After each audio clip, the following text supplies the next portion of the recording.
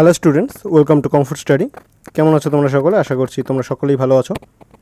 আজকে তোমাদের লাইফ সায়েন্সের লাস্ট মিনিট কোশ্চেন প্র্যাকটিস টেস্টের পার্ট 9। এখানে তোমাদের জন্য 30টি কোশ্চেনের মতন রাখা আছে। খুব ইম্পর্টেন্ট কোশ্চেন হবে প্রত্যেকটি। আশা করব তোমরা মন দিয়ে ক্লাসটি করবে। যারা যারা নতুন আজকে ভিডিওটি দেখছো তাদের বলবো আমাদের চ্যানেলটিকে সাবস্ক্রাইব না করে থাকলে চ্যানেলটিকে সাবস্ক্রাইব করবে, সাবস্ক্রাইব করে বেল আইকনটি দাবিয়ে দেবে, তাহলে প্রত্যেকটি ভিডিও নোটিফিকেশন তোমাদের কাছে চলে আসবে। ভিডিওটি শেষ অবধি দেখবে। যদি ভালো লেগে থাকে ভিডিওটিকে অবশ্যই একটি লাইক করবে। আর তোমাদের বলে রাখি, আমাদের টেলিগ্রাম চ্যানেল আছে, সেখানে তোমরা জয়েন করো। সেখানে জয়েন করলে এই কোশ্চেনগুলো পিডিএফ আকারে সেখান থেকে তোমরা ডাউনলোড করে নিতে পারবে আর পরে প্র্যাকটিস করতে পারবে। টেলিগ্রামে তার পাশাপাশি আছে তোমাদের জন্য ডিসকাশন গ্রুপ। সেই ডিসকাশন গ্রুপে তোমরা তোমাদের কোশ্চেন রাখতে পারো, নিজেদের মধ্যে ডিসকাস করতে পারো কোশ্চেন। সেখানে তোমাদের মতন আরও অনেক ছাত্রছাত্রী আছে, তো আশা করবো তোমরা সেখানে জয়েন করবে। একই সুযোগ সুবিধা তোমরা পাচ্ছ হোয়াটসঅ্যাপ গ্রুপেও, সেখানেও তোমরা জয়েন করো। এই সবগুলোর জয়েনিংয়ের লিঙ্ক তোমরা পেয়ে যাবে আমাদের ভিডিও ডেসক্রিপশন বক্সে। তো অতি সত্বর যাও, সেখানে গিয়ে জয়েন করো। তো আজকের ভিডিওর সেট আমাদের শুরু করা যাক। ফার্স্ট যেটা কোশ্চেন দেওয়া আছে, দেখো বলা আছে কোন উৎসেচক রোগ জীবাণু ধ্বংস করে। এখানকার মধ্যে কোন উৎসেচকটি রোগ জীবাণু ধ্বংস করতে সাহায্য করে? অপশন দেওয়া আছে লাইপেজ, টায়ালিন, লাইসোজাইম, পেপসিন। তো এখানকার মধ্যে দেখো কোন উৎসেচক রোগ জীবাণু ধ্বংস করতে সাহায্য করে। আমরা লাইপেজ যে পড়েছিলাম, আমরা লাইপেজ পড়েছিলাম, কিন্তু এটা একটা ফ্যাট ভঙ্গক উৎসেচক, ঠিক আছে? এটা ফ্যাট ভাঙতে, চর্বি ভাঙতে সাহায্য করে। তারপর এখানে দেখো টায়ালিন আমরা পড়েছিলাম। টায়ালিন লালারসের মধ্যে আমরা পাই। এটা কিন্তু শ্বেতসার ভঙ্গক একটা উৎসেচক, ঠিক আছে? স্টার্চ ভঙ্গক। আর এখানকার দেখো পেপসিন আমরা পড়েছিলাম আগের দিন বা তার আগের দিন একটা কোশ্চেন ছিল তোমাদের প্রিভিয়াস সেটগুলোতে। সেখানে কোশ্চেন ছিল যে পেপসিন কি ভঙ্গক উৎসেচক বা প্রোটিন ভঙ্গক উৎসেচক কি। সেক্ষেত্রে কিন্তু তোমাদের রাইট অ্যান্সার পেপসিন হবে, ঠিক আছে?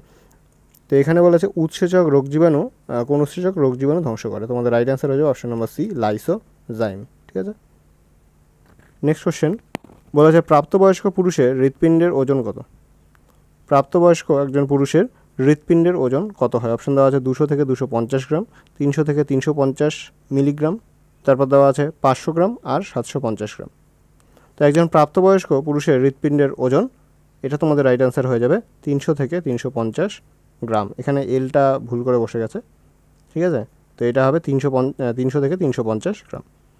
নেক্সট কোশ্চেন বলেছে মানব শিশুর অস্থায়ী দাঁতের সংখ্যা। মানব শিশুর অস্থায়ী দাঁতের সংখ্যা, অস্থায়ী বলতে এখানে বেবি টিথ বা যেগুলো পরবর্তীতে রিপ্লেস হয়ে যায় সেই দাঁতগুলোর কথা বলেছে, মানে দুধের দাঁতের কথা বলেছে। তো এখানে দেখো অস্থায়ী যে দাঁতের সংখ্যা সেটা কিন্তু হয়ে যায় তোমাদের, অপশন দেওয়া আছে 20, 32, 28, 24। এক্ষেত্রে অস্থায়ী দাঁত বা বেবি টিথ হয় 20টি, ঠিক আছে? অপশন নাম্বার এ হয়ে যাবে রাইট অ্যান্সার। আমরা যদি অ্যাডাল্টের ক্ষেত্রে পড়ি, অ্যাডাল্ট বা বড়দের ক্ষেত্রে আমরা কি পড়ি, যে সূত্রটি হয় 2123/2123, ঠিক আছে? এখানকার মধ্যে প্রথমটা হয় ইনসাইসর, ক্যানাইন, প্রিমোলার আর মোলার, ঠিক আছে?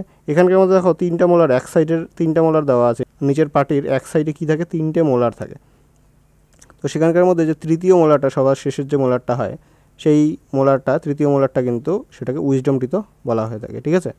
আচ্ছা, তো আর এখানকার যে বেবিদের ক্ষেত্রে যেটা হয়, বেবিদের ক্ষেত্রে হয় 2102/2102, ঠিক আছে? মানে এখানকার হয় ইনসাইসর হয় 2টি, ক্যানাইন 1টি হয়, তারপর প্রিমোলার সেক্ষেত্রে থাকে না বাচ্চাদের, আর মোলার থাকে 2টো শুধুমাত্র, ঠিক আছে? সেক্ষেত্রে তোমাদের হয়ে যায় 32টি। তোমাদের অ্যাডাল্টের ক্ষেত্রে 32টি, আর হলো গিয়ে মানব শিশুর অস্থায়ী দাঁতের সংখ্যা যদি বলে সেক্ষেত্রে তোমাদের রাইট অ্যান্সার হয়ে যাবে 20টি।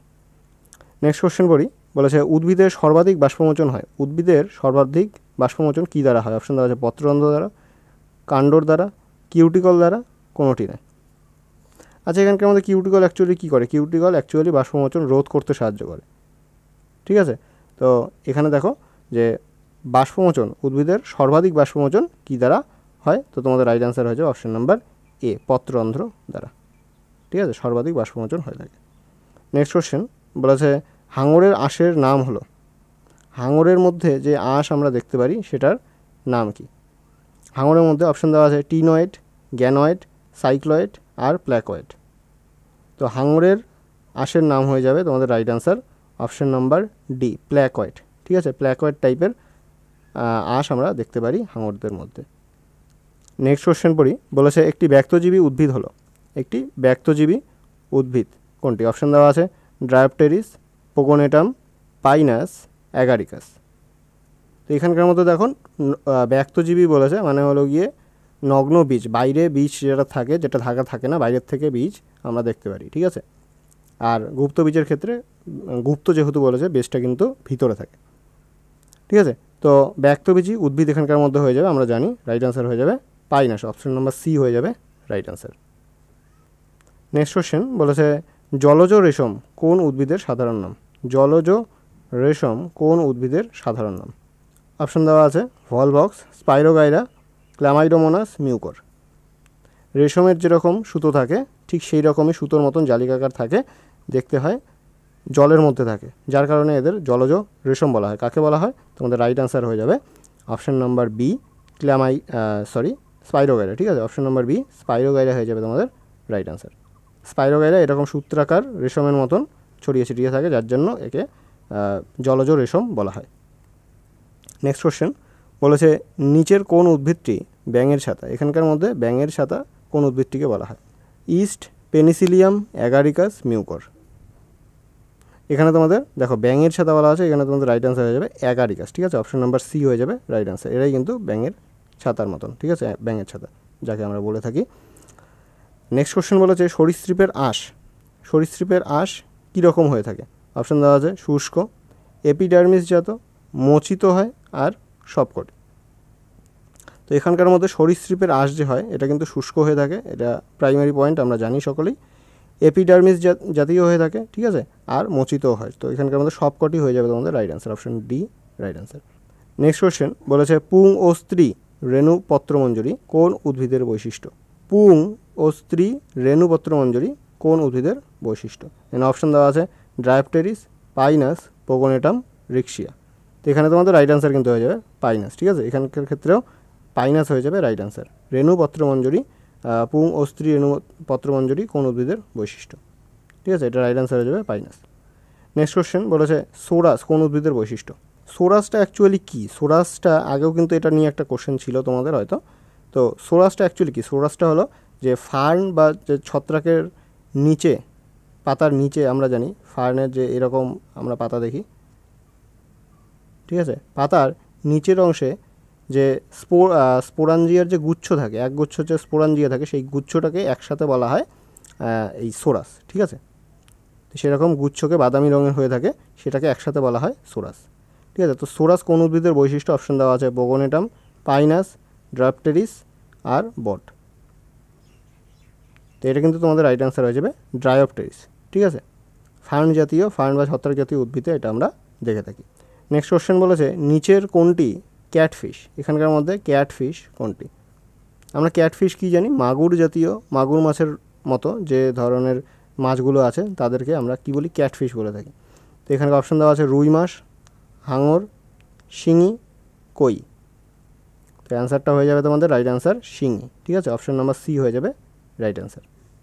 নেক্সট বলেছে নিচের কোনটি কার্প নামে পরিচিত? কার্প মাছ, এটা তো আরও খুব সহজ একটা কোশ্চেন। কার্প এখানকার মধ্যে কোন মাছটিকে বলা হয়ে থাকে? অপশন দেওয়া আছে রুই মাছ, হাঙর, শিঙি মাছ, কই। তো এখানকার মধ্যে একমাত্র কার্প যেটা আছে সেটা দেখো রুই মাছ দিয়ে দেওয়া আছে, অপশন নাম্বার এ হয়ে যাবে তোমাদের রাইট আনসার, ঠিক আছে। নেক্সট কোশ্চেন বলেছে নিচের কোনটি ডগ ফিশ নামে পরিচিত? ডগ ফিশ, এটাও খুব ইম্পর্ট্যান্ট, ঠিক আছে। নিচের কোনটি ডগ ফিশ নামে পরিচিত? অপশন দেওয়া আছে হাঙর, রুই মাছ, শিঙি মাছ, কই মাছ। তো ডগ ফিশ বলা হয়ে থাকে হাঙরকে, অপশন নাম্বার এ। আচ্ছা, এটা ভুল করে 8 লেখা আছে, এটা অপশন নাম্বার এ হবে, ঠিক আছে। তো অপশন নাম্বার এ হয়ে যাবে এখানে তোমাদের রাইট আনসার। নেক্সট কোশ্চেন বলেছে বায়ুথলি কোন প্রাণীর বৈশিষ্ট্য? বায়ুথলি কোন প্রাণীতে দেখা যায়? এটাও তোমরা আনসার জানো, তোমরা জানিয়ে দাও, এটা আমি তোমাদের বলছি না, তোমরা সকলেই আনসারটা জানো আশা করি। নেক্সট কোশ্চেনে চলে যাই। বলেছে প্যাটাজিয়াম কোন প্রাণীর বৈশিষ্ট্য? আগের কোশ্চেনটা যেটা স্কিপ করলাম আর সেটার অ্যান্সার কিন্তু অবশ্যই তোমরা কমেন্ট বক্সে জানাবে, ঠিক আছে, যারা যারা জানো। তো প্যাটাজিয়াম কোন প্রাণীর বৈশিষ্ট্য? প্যাটাজিয়াম কোন প্রাণীর মধ্যে দেখতে পাওয়া যায়? তো প্যাটাজিয়ামটা অ্যাকচুয়ালি কী? প্যাটাজিয়ামটা অ্যাকচুয়ালি একটা অঙ্গ, ঠিক আছে, দেহের অঙ্গ, যেটা প্রাণীটিকে উড়তে সাহায্য করে, ঠিক আছে। ডানা না, অ্যাকচুয়ালি ডানা না, কিন্তু সেটা প্রাণীটিকে উড়তে সাহায্য করে আর ওড়ার সময় দিক নির্ণয় করতেও সাহায্য করে, ঠিক আছে। তো প্যাটাজিয়াম কোন প্রাণীর বৈশিষ্ট্য? অপশন দেওয়া আছে বাদুড়, বানর, তারামাছ, পায়রা। তো এখানকার মধ্যে স্পেশালি যদি বলা হয় যে প্যাটাজিয়াম কোন প্রাণীর বৈশিষ্ট্য, তাহলে তোমাদের রাইট অ্যান্সার হয়ে যাবে বাদুড়। অপশন নাম্বার এ হয়ে যাবে রাইট অ্যান্সার। ঠিক আছে, এছাড়া সাধারণত যে প্রাণীগুলো উড়তে পারে, যেসব পাখি আছে, ঠিক আছে, খেচর, তাদেরও কিন্তু প্যাটাজিয়াম থাকে, কিন্তু স্পেশালি যদি বলে যে বৈশিষ্ট্য, ঠিক আছে, কোন প্রাণীর বৈশিষ্ট্য, তাহলে বাদুড় হয়ে যাবে, বা উড়ন্ত কাঠবিড়ালি যেগুলো থাকে সেগুলো। ঠিক আছে, নেক্সট বলেছে মানুষের লোহিত রক্তকণিকার সমসারক দ্রবণ হলো। মানুষের লোহিত রক্তকণিকার সমসারক দ্রবণ অপশন দেওয়া আছে 0.5% NaCl দ্রবণ, আর 1.2% NaCl দ্রবণ, 0.9% NaCl দ্রবণ, আর 0.1% NaCl দ্রবণ। তো মানুষের যে লোহিত রক্তকণিকার সমসারক দ্রবণ, সেটা তোমাদের রাইট অ্যান্সার হয়ে যাবে অপশন নাম্বার সি, 0.9% NaCl দ্রবণ। ঠিক আছে, অপশন নাম্বার সি হয়ে যাবে রাইট অ্যান্সার। নেক্সট কোশ্চেনে বলেছে ডান অলিন্দ ও ডান নিলয় সংযোগস্থলে থাকে। ডান অলিন্দ আর ডান নিলয় সংযোগস্থলে থাকে। এছাড়া আমরা আর কি পড়ি, যে বাম অলিন্দ আর বাম নিলয় সংযোগস্থলে কী থাকে। দেখো, খুব সহজ একটা পদ্ধতি বুঝিয়ে দিই। আমরা সাধারণত যেটা দেখি যে মানুষদের ডান হাতে বেশি জোর থাকে। ঠিক আছে, তো ডান হাতের দিকে বেশি জোর থাকে, এটাতে থাকে ত্রিপত্র, 3টি পত্র। ঠিক আছে, ত্রিপত্র কপাটিকা। আর বাম হাত যেটাতে জোর কম থাকে, সেটাতে থাকে দ্বিপত্র। ঠিক আছে, তো দ্বিপত্র যদি আসে, সেটা হয়ে যাবে বাম অলিন্দ আর বাম নিলয়ের সংযোগস্থলে। আর যদি ত্রিপত্র কপাটিকা আসে, তাহলে সেক্ষেত্রে হয়ে যাবে সেটা ডান অলিন্দ আর ডান নিলয়ের সংযোগস্থলে। ঠিক আছে, আর এখানকার দেখো থিবেশিয়ান কপাটিকা আছে। থিবেশিয়ান কপাটিকা অনেক আগে তোমাদের একটা কোশ্চেনের সেটে ছিল। তো থিবেশিয়ান কপাটিকা এটা আমরা কোথায় দেখতে পারি? থিবেশিয়ান কপাটিকা কিন্তু করোনারি সাইনাস আর ডান অলিন্দের সংযোগস্থলে থাকে। করোনারি সাইনাস আর ডান অলিন্দের সংযোগস্থলে কিন্তু থিবেশিয়ান কপাটিকা থাকে। তো এখানে দেখো কোশ্চেনে বলেছে ডান অলিন্দ ও ডান নিলয়ের সংযোগস্থলে থাকে। কোনটি? ডান যেহেতু বলেছে, তো রাইট অ্যান্সার হয়ে যাবে ত্রিপত্র কপাটিকা। অপশন নাম্বার এ হয়ে যাবে তোমাদের রাইট অ্যান্সার। নেক্সট কোশ্চেন বলেছে ম্যালেরিয়া রোগের জীবাণু বহন করে। ম্যালেরিয়া রোগের জীবাণু কে বহন করে? অপশন দেওয়া আছে অ্যানোফিলিস মশা, কিউলেক্স মশা, এডিস মশা আর মাছি। তো এখানকার মধ্যে দেখো অ্যানোফিলিস মশা দেওয়া আছে, কিউলেক্স মশা, অ্যাকচুয়ালি এটা মশকই হবে। ঠিক আছে, এখানে মশা হবে না, মশকই হবে। কিউলেক্স মশকি আর এডিস মশকি। তো এডিস থেকে আমরা জানি যে এডিস থেকে যে রোগগুলো হয় সেটার মধ্যে কী বলে? ডেঙ্গু। ঠিক আছে, এডিস মশকি কী ছড়ায়? ডেঙ্গু ছড়ায়। তারপর কিউলেক্স থেকে আসে আমাদের ফাইলেরিয়া। ঠিক আছে, আর অ্যানোফিলিস মশা এটা কিন্তু ম্যালেরিয়া রোগের জন্য দায়ী। অপশন নাম্বার এ হয়ে যাবে রাইট অ্যান্সার। আর এখান থেকে মাছি সাধারণত যে রোগগুলো ছড়ায়, সেখানকার মধ্যে থাকে তোমার যেরকম প্লেগ, কলেরা। ঠিক আছে, এগুলো, ঠিক আছে, এগুলো মাছি ছড়াতে পারে। তাছাড়া আর এক ইম্পর্টেন্ট কোশ্চেন হয়, সেটা হলো গিয়ে কালাজ্বর। কালাজ্বর কোন প্রাণী ছড়ায়? সেটা কিন্তু কোন প্রাণীর কারণে হয়? সেটা কিন্তু বেলে মাছি, বেলের মাছির কারণে হয়ে থাকে। ঠিক আছে, কালাজ্বর বেলের মাছির কারণে হয়ে থাকে। তো সেটাও কিন্তু খুব ইম্পর্টেন্ট কোশ্চেন। ম্যালেরিয়া রোগের জীবাণু বহন করে অ্যানোফিলিস মশা বা মশকি।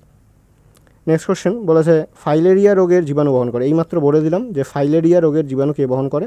তোমাদের রাইট অ্যান্সার কিন্তু হয়ে যাবে, অপশন দেওয়া আছে দেখো, অ্যানোফিলিস মশা, কিউলেক্স মশা, এডিস মশা আর মাছি। তোমাদের রাইট অ্যান্সার হয়ে যাবে কিউলেক্স মশা। অপশন নাম্বার বি হয়ে যাবে রাইট অ্যান্সার। নেক্সট কোশ্চেন চলে যাই। বলেছে একটি অশস্যল বীজ হলো। একটি অশস্যল বীজ।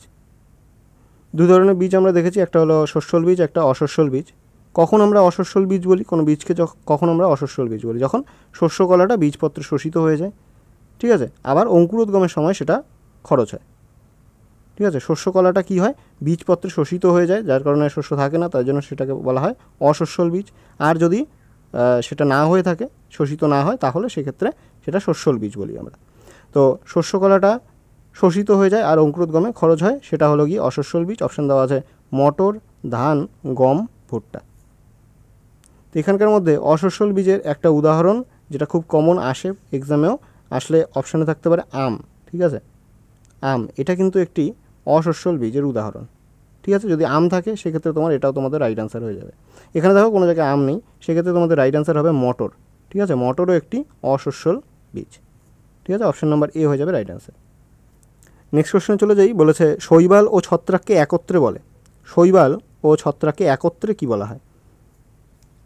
তো দেখো এখানকার মধ্যে অপশন দেওয়া আছে থ্যালোফাইটা, ব্রায়োফাইটা, টেরিডোফাইটা আর জিমনোস্পার্ম। জিমনোস্পার্ম কি? জিমনোস্পার্মই হলো ওই ব্যক্তবীজি, আমরা যাকে বলে থাকি ব্যক্তবীজি। তারপর হলো গিয়ে দেখো টেরিডোফাইটা দেওয়া আছে। টেরিডোফাইটার উদাহরণ কিন্তু আমরা জানি, সেটা হয়ে যায় ফার্ন। টেরিডোফাইটার উদাহরণ আমরা ফার্ন জানি। ঠিক আছে, আর এখানকার বলেছে দেখো থ্যালোফাইটা বলেছে, দেখো থ্যালোফাইটা এটা হয়ে যায় তোমাদের লাইকেন, যেরকম একটা উদাহরণ থ্যালোফাইটার লাইকেন, ঠিক আছে। আর ব্রায়োফাইটা, ঠিক আছে, এটা হয়ে যাবে তোমাদের ব্রায়োফাইটার মধ্যে কি দেখি আমরা, ব্রায়োফাইটার মধ্যে দেখে থাকি মশ, ঠিক আছে, মশ হলো ব্রায়োফাইটা। তাহলে এখানকার মধ্যে টেরিডোফাইটা হলো ফার্ন, টেরিডোফাইটার উদাহরণ ফার্ন হয়ে যাবে, ব্রায়োফাইটার উদাহরণ মশ হয়ে যাবে, আর থ্যালোফাইটা বললাম কি লাইকেন, ঠিক আছে। জিমনোস্পার্ম ব্যক্তবীজি একটু আগেই পড়ালাম। তো তোমাদের এখানে দেখো শৈবাল ও ছত্রাককে একত্রে রাখা হয় কিসে, থ্যালোফাইটার মধ্যে, ঠিক আছে। অপশন নাম্বার এ হয়ে যাবে রাইট অ্যান্সার, ঠিক আছে। নেক্সট কোশ্চেন বলা আছে পিত্তরস উৎপন্ন হয়, অপশন দেওয়া আছে পিত্তাশয়ে, যকৃতে, অগ্নাশয়ে, লালাগ্রন্থিতে। তো পিত্তরস কোথায় উৎপন্ন হয়, এটা 3 থেকে 4 বার রিপিট হলো কোশ্চেনটা, খুব ইম্পর্ট্যান্ট একটা কোশ্চেন, তোমাদের একবার কিন্তু জিএনএম এক্সামে এসেও ছিল এই কোশ্চেনটা। তো পিত্তরস উৎপন্ন হয় কোথায়, অপশন দেওয়া আছে পিত্তাশয়ে, যকৃতে, অগ্নাশয়ে, লালাগ্রন্থিতে। তো এটার অ্যান্সারও তোমরা সকলেই হয়তো জানো, এটা তোমাদের রাইট অ্যান্সার হয়ে যাবে অপশন নাম্বার বি, যকৃতের মধ্যে পিত্তরস উৎপন্ন হয়, ঠিক আছে। নেক্সট কোশ্চেন বলেছে নিউক্লিয়াসবিহীন একটি সজীব উদ্ভিদ কোষ হলো, নিউক্লিয়াসবিহীন একটি সজীব উদ্ভিদ কোষ। অপশন দেওয়া আছে সিবনল, সঙ্গী কোষ, ট্রাকিয়া আর ট্রাকিট। তো এখানকার মধ্যে দেখো যদি সজীব উদ্ভিদ কোষ বলে, ঠিক আছে, নিউক্লিয়াসবিহীন একটি সজীব উদ্ভিদ কোষ, আমরা কিন্তু প্রাণী কোষের ব্যাপারেও আগে পড়েছি, নিউক্লিয়াসবিহীন সজীব প্রাণী কোষ, সেক্ষেত্রে তোমাদের রাইট অ্যান্সার কিন্তু হয়ে যায় যেরকম যদি আরবিসি থাকে, ঠিক আছে, আরবিসি হতে পারে, এমনকি অনুচক্রিকা হতে পারে, ঠিক আছে, অনুচক্রিকা হতে পারে, আরবিসি হতে পারে, সেটা হলো প্রাণীকোষ, নিউক্লিয়াসবিহীন প্রাণীকোষ। আর উদ্ভিদ কোষ হয়ে যাবে তোমাদের সিবনল, অপশন নাম্বার এ হয়ে যাবে রাইট অ্যান্সার। দুটো কোশ্চেনই খুব ইম্পর্ট্যান্ট, তোমরা মনে রাখবে, নোট ডাউন করে রাখতে পারো এই কোশ্চেনগুলো। নেক্সট কোশ্চেনে চলে যাই, বলেছে প্রোটিন সঞ্চয়কারী লিউকোপ্লাস্ট, লিউকোপ্লাস্ট প্রোটিন সঞ্চয়কারী লিউকোপ্লাস্ট। আমরা প্লাস্ট, এই যে লিউকোপ্লাস্ট, এটা কিন্তু একটা প্লাস্টিডের একটা ধরন, ঠিক আছে। আমরা 3 ধরনের প্লাস্টিডে পড়েছি, একটা হলো ক্লোরোপ্লাস্ট, একটা হলো ক্রোমোপ্লাস্ট, আর একটা হলো লিউকোপ্লাস্ট। ক্লোরোটা হলো গিয়ে ক্লোরো, যেটা সেটা বোঝা যাচ্ছে যে ক্লোরোফিল একটা ব্যাপার আসছে। তো ক্লোরোপ্লাস্ট যেটা, সেটার কালার হয়, যেটা ক্লোরো সেটা হয়ে যায় সবুজ, ঠিক আছে, ক্লোরোটা হয়ে যায় সবুজ। ক্রোমো যেটা ক্রোমোপ্লাস্ট সেটা হয়ে যায় রঙিন, ঠিক আছে, সেটা হয়ে যায় রঙিন। আর এই যে লিউকোপ্লাস্ট আছে, এটার কিন্তু কোনো রং থাকে না। সাধারণত ক্রোমোপ্লাস্ট আমরা কিসে দেখতে পারি, ফলের, তারপর বিভিন্ন ধরনের ফুলের মধ্যে, ঠিক আছে, আমরা কি দেখতে পারি, ক্রোমোপ্লাস্ট, যার জন্য সেগুলো রঙিন হয়। ক্লোরোপ্লাস্ট আমরা পাতার মধ্যে দেখতে পারি, আর লিউকোপ্লাস্ট আমরা দেখি যেটা শেকড়ের মধ্যে, ঠিক আছে, বাল্ব, ঠিক আছে, মূল, এগুলোর মধ্যে আমরা দেখে থাকি। তো এখানকার মধ্যে বলেছে প্রোটিন সঞ্চয়কারী লিউকোপ্লাস্ট কোনটি, অপশন দেওয়া আছে অ্যামাইলোপ্লাস্ট, অ্যালিউরনপ্লাস্ট, ইলিওপ্লাস্ট আর রোডোপ্লাস্ট। তো প্রোটিন সঞ্চয়কারী লিউকোপ্লাস্ট, এটা তোমাদের রাইট অ্যান্সার হয়ে যাবে অপশন নাম্বার বি, অ্যালিউরনপ্লাস্ট, ঠিক আছে, অ্যালিউরনপ্লাস্ট হয়ে যাবে right answer, option number B.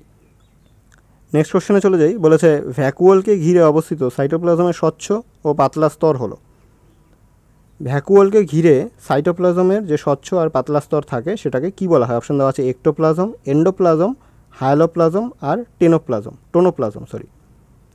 তো এখানে তোমাদের রাইট অ্যান্সার কিন্তু হচ্ছে ভ্যাকুওলকে ঘিরে সাইটোপ্লাজমের যে স্বচ্ছ আর পাতলা স্তর থাকে সেটা হয়ে যাবে তোমাদের right answer, option number D, tonoplasm, ঠিক আছে। নেক্সট কোশ্চেন বলেছে পাইন গাছের কাণ্ডে ও পাতায় কোন রেচন পদার্থ পাওয়া যায়, পাইন গাছের কাণ্ডের মধ্যে আর পাতার মধ্যে কোন ধরনের রেচন পদার্থ আমরা দেখতে পারি, অপশন দেওয়া আছে তরুক্ষীর, রজন, উপক্ষার আর গ্রাফাইট। তো এখানে দেখো তরুক্ষীরের কথা বলা আছে, তরুক্ষীর আমরা সাধারণত কিসে দেখি, পেঁপে, কাঁঠাল, ঠিক আছে, এগুলো পেঁপে, কাঁঠাল, বট গাছ হতে পারে, সেক্ষেত্রে আমরা কি দেখি, তরুক্ষীর দেখি। দেখবে পেঁপে গাছের মধ্যে কোনো জায়গায় যদি ক্ষত হয় তাহলে সেক্ষেত্রে কিন্তু ওই জায়গার থেকে দেখবে সাদা সাদা দুধের মতন বেরিয়ে আসে, তো সেটা হলো গিয়ে তরুক্ষীর। এটা আমরা পেঁপে গাছ, কাঁঠাল গাছ, বট গাছ এগুলোতে দেখতে পারি, ঠিক আছে। আর এখানকার মধ্যে দেখো উপক্ষার তো আমরা জানি যে কোন কোন ঔষধি জিনিস যেখান থেকে তৈরি করা হয়, ঠিক আছে।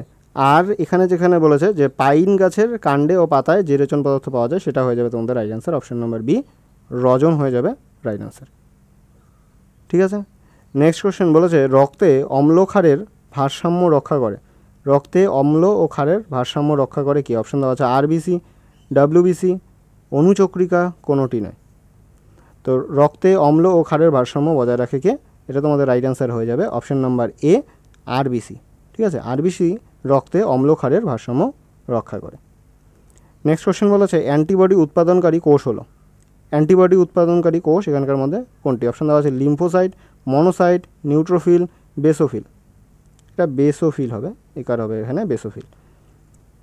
তো আমরা সাধারণত কী জানি যে শ্বেত রক্তকণিকার এই ভাগগুলোর মধ্যে কোনোগুলো হয় দানাদার, কোনোগুলো হয় অদানাদার। তো এখানকার মধ্যে দেখো যে দুটোতে সাইট আছে, লিম্ফোসাইট আর মনোসাইট, ঠিক আছে, এই দুটো কিন্তু অদানাদার, এই দুটো অদানাদার। আর নিউট্রোফিল আর বেসোফিল এটা হলো দানাদার, এগুলো হলো দানাদার। আর যেগুলোতে সাইট আছে এগুলো হলো অদানাদার। ঠিক আছে, তো অ্যান্টিবডি উৎপাদনকারী কোষ এখানকার মধ্যে কোনটি? সেখানে তোমাদের রাইট অ্যান্সার হয়ে যাবে option number A, lymphocyte. Lymphocyte antibody উৎপাদনকারী এখানকার মধ্যে কোষ। ঠিক আছে, নেক্সট কোশ্চেন আর আমাদের এই সেটের লাস্ট কোশ্চেন বলা আছে মধ্যকর্ণের অস্থি হলো। এখানকার মধ্যে কোন অস্থিটি মধ্যকর্ণের অস্থি?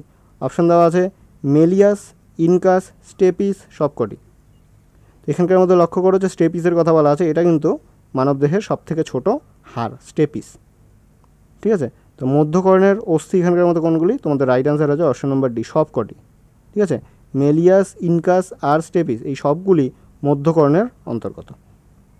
ঠিক আছে, তো এই ছিল তোমাদের 30টি কোশ্চেন। আশা করব তোমাদের এই কোশ্চেনগুলো ভালো লেগেছে। যদি ভালো লেগে থাকে ভিডিওটিকে এটি লাইক করবে, শেয়ার করে দেবে তোমাদের মতন আরও যারা প্রিপারেশন নিচ্ছে তাদের কাছে। আর আবারও তোমাদের বলে রাখি যে আমাদের টেলিগ্রাম চ্যানেল আছে, টেলিগ্রাম চ্যানেলে তোমরা জয়েন করো। সেখানে তোমরা তোমাদের এই কোশ্চেনগুলো পিডিএফ আকারে পেয়ে যাবে, সেখান থেকে ডাউনলোড করে নিতে পারবে। সেখানে ডিসকাশন গ্রুপও আছে, সেই ডিসকাশন গ্রুপে তোমরা তোমাদের মতন করে কোশ্চেন ডিসকাস করতে পারো, আমাদের কোশ্চেন জিজ্ঞেস করতে পারো, আমরা তোমাদের কোশ্চেন সলভ করে দেওয়ার চেষ্টা করব। একই সুযোগ সুবিধা তোমরা পাচ্ছ হোয়াটসঅ্যাপ গ্রুপেও, তো সেখানেও তোমরা জয়েন করো। সবগুলোর লিঙ্ক তোমরা পেয়ে যাবে ভিডিও ডেসক্রিপশন বক্সে। সেখান থেকে আমাদের সাথে যুক্ত হও তোমরা টেলিগ্রাম চ্যানেলে, হোয়াটসঅ্যাপ গ্রুপে, এমনকি আমাদের ফেসবুক আইডি, ফেসবুক পেজ এগুলোও আছে, সেখানেও তোমরা জয়েন করতে পারো। আর অবশ্যই তোমরা মনে রেখে আমাদের চ্যানেলটিকে সাবস্ক্রাইব করে দিও, আমাদের কমফোর্ট স্টাডি চ্যানেলটির সাথে যুক্ত হয়ে যাও। আমরা অলরেডি 1000 জনের সাবস্ক্রাইবারের মাইলস্টোনটি কমপ্লিট করেছি। সব কিছু হয়ে যায় তোমাদের সহায়তায়। তো আশা করব তোমরা এইভাবেই আমাদের পাশে থাকবে। আমাদের চ্যানেলটিকে যারা এখনও সাবস্ক্রাইব করোনি, সাবস্ক্রাইব করে বেল আইকনটি দাবিয়ে দিও, তাহলে প্রত্যেকটি ভিডিওর নোটিফিকেশন তোমাদের কাছে অতি সত্বর চলে আসবে যখনই আমরা ভিডিও দেব। তো যারা ভিডিওটি শেষ পর্যন্ত দেখছো এখনও অবধি, তাদের জানাই থ্যাংক ইউ। দেখা হচ্ছে তোমাদের সাথে পরের আরেকটি ভিডিওতে। ততদিনের জন্য বাই।